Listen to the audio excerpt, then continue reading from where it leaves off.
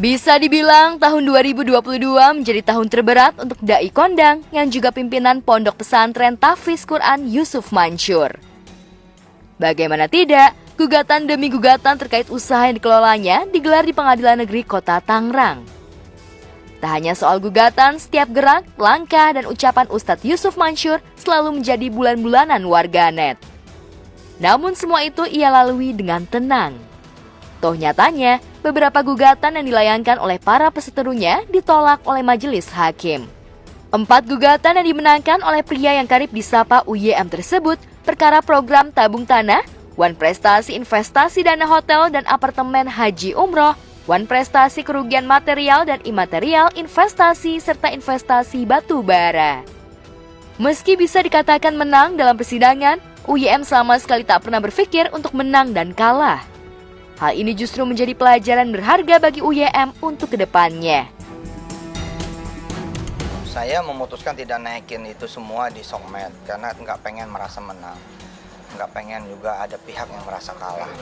Kita tidak menselebrate kemenangan, kecuali kemenangan itu bagi saya adalah saya benar-benar bisa mempertanggungjawabkan apa yang memang menjadi kesalahan. Ada hal yang berbeda memang antara yang dituduhkan misalkan dengan hal yang sebenarnya cara pandang juga itu sesuatu hal yang berbeda, dan saya bersyukur pada Allah Subhanahu wa taala bahwa majelis hakim punya pandangan yang sama dengan saya, dengan izin Allah Subhanahu wa taala, bahwa insya Allah dengan kejadian ini saya juga bisa lebih hati-hati, bisa lebih baik, dan doa dari semuanya saya butuhkan gitu. Dan bagi saya kemenangan juga adalah bagaimana kemudian saya di 2023 ini ya benar-benar menjadi yang lebih baik segala-galanya, termasuk jangan sampai ada orang nangis, jangan sampai ada orang yang merasa ketipu, jangan sampai ada orang masih dibohongin oleh saya gitu. Nah, tapi tetap teman-teman harus membedakan nih gitu loh, antara memang sebuah kerugian atau ada aktor lain, kan juga tidak boleh juga generalisir gitu ya, karena masing-masing juga punya pandangan yang memang dari mata yang berbeda, pendengaran dari telinga yang berbeda. Sekali lagi ya, mudah-mudahan saya bisa didoain, bukan disumpahin. Pelajaran jadi hikmah, bukan cuma buat saya kira, tapi juga buat siapa yang mau ngambil pelajaran dan hikmah, bahwa semua nanti mengambil kesimpulan masing-masing, ya sudah berdasarkan penglihatannya, pendengarannya, berdasarkan juga informasi yang sampai padanya, berdasarkan ilmu, karena nggak semua juga memang kenal saya, nggak semua tahu saya, dan saya masih bersyukur kepada Allah Subhanahu wa taala bahwa apapun yang Allah hidangkan di 2022 semua adalah kebaikan, kecuali kita mengiranya itu keburukan. Makanya saya nggak mau mengira itu keburukan, kebaikan saja. Kerikil dalam kehidupan yang menghimpitnya sepanjang tahun 2022 itu tentunya menjadi pelajaran berharga bagi UYM dan juga keluarga tercintanya. Namun mau tak mau, semua itu ia jalani dengan ikhlas meski ia harus kehilangan banyak bisnis. Di awal 2023 ini menjadi awal tahun yang tentunya bakal menjadi kehidupan baru bagi UYM dan terutama keluarga tercinta. Apalagi istri tercinta tengah menempuh pendidikan lanjutan pun dengan putri sulungnya, Wirda Mansur yang tengah menempuh pendidikan di Inggris. Optimis ya dek, optimis mulai dari kakak, insya Allah bisa kuliah di tempat terbaik yang dia mau. Nanti ini SMP di tempat terbaik yang dia mau juga. Ini kakak melanjutkan nanti di Inggris kembali. Ya, istri saya menyelesaikan kuliahnya juga. S1 insya Allah. Ini yang belakang, optimisnya apa? Main bola. Ini 2 berproses, mudah-mudahan tetap selesai Qurannya semua insya Allah. Dan ini optimisme ini harus disebarkan ke seluruh masyarakat Indonesia supaya apapun kemungkinan-kemungkinan yang terjadi, kita menyambutnya optimis aja. Ya namanya hidup pasti ada aja cobaan, pasti ada aja kerikilnya. Tinggal kita bagaimana menanggapinya. So, kalau kita jalani juga, ya semua pasti akan selesai seperti itu. Dan emang harus ada kerikil kali ya. Jadi menjadikan kita itu masih tetap manusia gitu, nggak belagu, nggak sombong, belajar dari kesalahan. Karena komitmen keluarga kami juga dan saya pribadi khususnya sama, apa aja yang memang belum selesai ya mari kami selesaikan gitu. Kami nggak lari kok gitu. Mana aja yang memang belum beres, ya mari kita sama-sama beresin. Babnya teman-teman yang merasa memang belum selesai dari kami, ya babnya doain, karena kami benar-benar punya komitmen apapun yang memang menjadi kekurangan, ya bismillah gitu. Pernah? Siapa nih? Mustafa. Nggak pernah. Itu dia bilang pernah. Dia nangis mah. Masa sih? Pernah. Berarti seorang Ya menangis itu kan mengeluarkan Masa sih? kesah. Serius? Ya. Loh, kalau dalam doa, Oh, iya dalam doa, ya pasti Ini belum disetting nih. tagline-nya menangis dalam doa ya. Iya. Misal kita sedang menghadapi apa yang memang menurut kami berat, ya kita bawa keluhan itu ke Allah. Alhamdulillah sih di tahun ini lebih banyak lebih ke muhasabah pastinya ya, muhasabah diri dan menganggap bahwa kita sebenarnya nggak pernah kehilangan. Jadi kan kalau ada yang bilang wah tahun 2022 ada tahun kehilangan nih, kehilangan teman, kehilangan kepercayaan, kehilangan ini. Enggak sih, kalau aku lebih ngeliatnya adalah tahun pembersihan gitu. Jadi mungkin teman-teman lama nanti akan digantikan dengan teman-teman baru, kesempatan yang udah hilang diganti kesempatan baru. Ya asalkan tadi sih lebih ke optimis aja liatnya gitu. Dan yang hilang itu lebih sedikit daripada yang Allah kasih sih. Gitu. Jadi nggak imbang juga, jadi buat aku sedih gitu. Merayakan itu semua sekaligus menyambut tahun 2023, UYM dan keluarga beserta warga sekitar di kediamannya di kawasan Cipondoh, Kota Tangerang, Banten. Tak hanya warga sekitar, UYM juga mengajak beberapa orang Jordania yang tengah menempuh pendidikan di pesantrennya. Meski sederhana, namun acara bakar-bakar ikan dan liwetan itu cukup berkesan. Kita ini mau makan-makan sama warga. Saya kan jarang kumpul juga. Ayo. Bakunya di jalanan tadi, Bib. Waduh. Hah? Ois, Masya Allah. Saudara Muhammad. Amin. Amin. Cik Mahmud. Cepat. Mana itu aja? Kipasnya mana? Oh, pakai itu. Kipas tangan hancur tadi.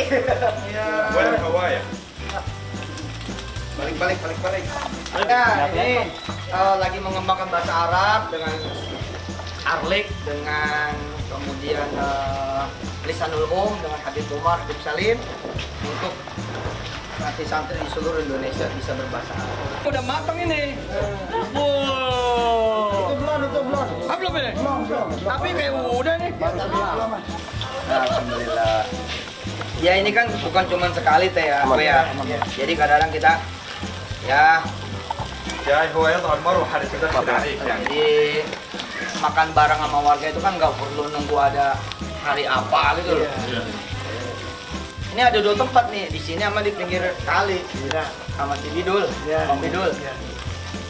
Ngeri.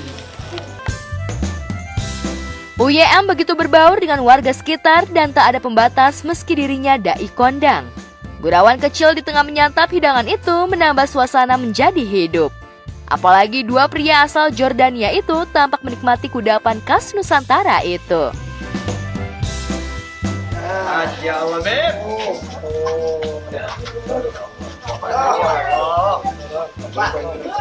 Bukan. Ayo, Buya. Ada sendok. Wah, ini sendoknya cemplung. Ada. Ayo. Kalau ada orang Betawi, tenggorokannya lembut. Silakan. Terus. Bismillah.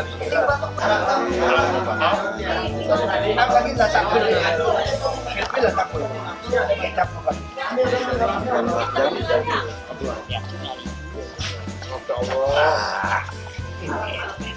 Alasannya tuh.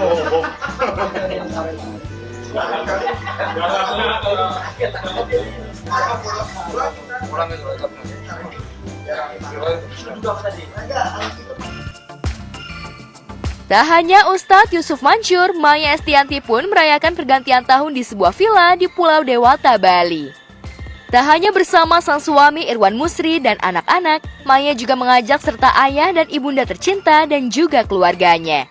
Tentu saja perayaan itu membuat semarak, apalagi saat menghelat acara cuaca cukup cerah. Ada yang butuh nasi goreng nggak? Oh, ada yang butuh nasi goreng dibikinin. Bakso guys. Bakso endok.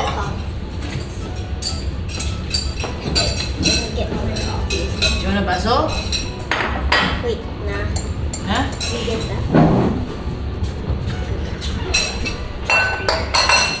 Please. Bakso re. I'm from Australia. Do, I'm from Australia deh. Gitu. I'm from Australia, Dek. Yang sana meeting kerja terus jadinya. Dia ini vegetarian guys. Halo guys, aku menjadi orang Bali. Ini baju zaman aku kawin. Belum kawin. Jadi kayaknya masih udah kesempitan sih. Kayaknya agak kesempitan.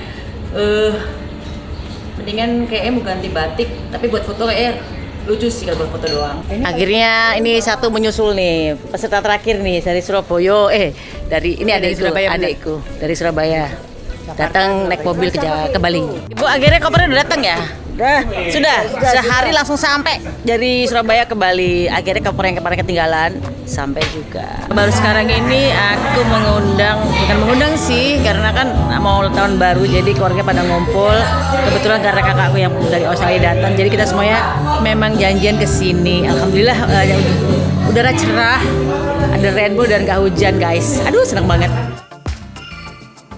Ayahanda dan ibunda Maya tampak bahagia bisa berkumpul bersama anak-anak dan cucu-cucunya. Keduanya tampak menikmati momen pergantian tahun itu dengan berdendang bersama keluarga tercinta. Irwan Musri pun tampak berbaur bersama dengan keluarga Maya Estianti.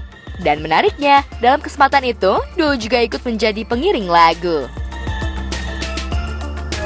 When you get what you want, but know what you need. When you feel so sad, but you can't sleep. Stuck in reverse.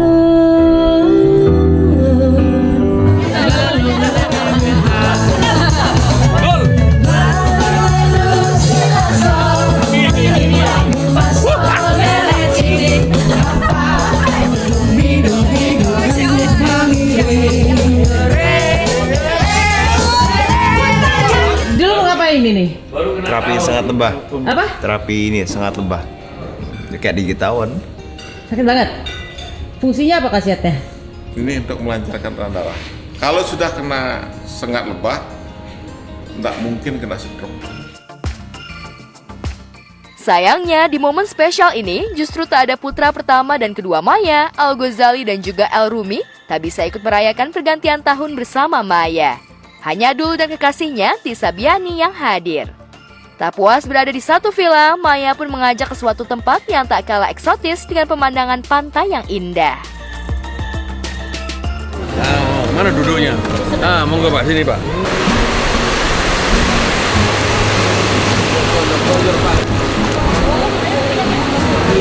Seru ya, lewat lautnya guys. Family sana semua. Kalau di villa aja kan kita sunsetnya gitu-gitu aja. Kita lagi pengen cari suasana yang berubah, so ya kita happy di sini lah guys. Senang Dul? Senang ada Tisa? Betul. Nih ponakan-ponakan pada main laut nih guys. Panjang banget airnya. Oh iya,